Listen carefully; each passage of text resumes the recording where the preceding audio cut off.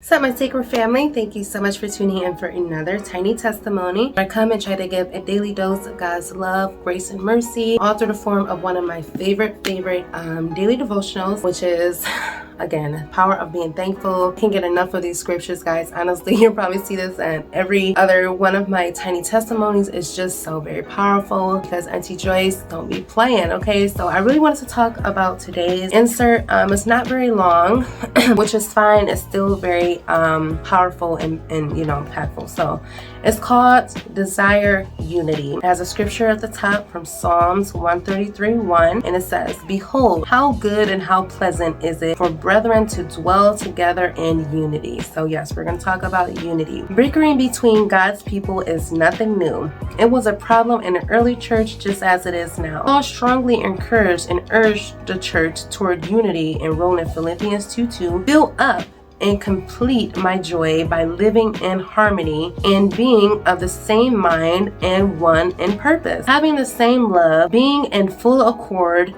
and of one harmonious mind and intention." Where there's unity, there's blessing and anointing. Where there's unity, there's blessing and anointing. When people are thankful for each other and choose to live in unity, they will experience the power of agreement. There's power in agreement. But the power of God can't work in our lives if we stay bitter and angry towards people. His love can't flow through us if we are holding on to strife and resentment. Peace equals power, and no peace equals no power. So there is power in unity, there's power in fellowship, there's power in agreement, and you can see the dysfunction that it has when we're not in agreement. Just look at the people overseas and in the Holy Lands and in Israel and Afghanistan, things like that. And just over here, just social injustice, the blacks and the whites and the cops and the blacks, there's no unity anymore, and we can see the destruction that is causing. We can see the result of being divided. Look at the insurrections, look at the vaccinated versus the unvaccinated. Like, there's no unity anymore, and we are really suffering at the hands of being dismayed and being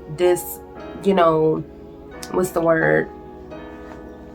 You know what I'm saying? So yeah, we really need to work and focus on being united, to being together, focus on being more fellowshipping more, and to loving everyone just as God loves the church and just as God loved us, right? So I thought that was very powerful. So the prayer of thanks says, "I thank you today, Father, for the power we can experience when we decide to come together in unity. Today, I choose to put aside strife and arguments in order to pursue peace and unity. I am grateful that you will help me do this in your strength," guys. So again, maybe you're dealing with someone you're holding resentment to, or that you're very upset at, which I can totally understand. But if you're holding on to that strife and resentment, you are so blocking your blessings.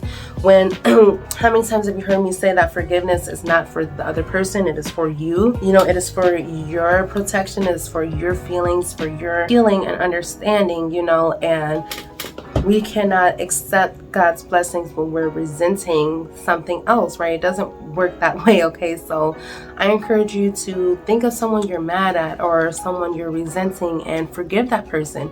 Reach out to that person. Try to resolve it. Sometimes you don't even need closure. All you need is to forgive and to move on with your life, right? So yeah, that's all I have for this tiny testimony. I thought that was really impactful. Hopefully it was helpful to you as well. And yeah, I will catch you in the next one, family. I love you so much. Stay sacred.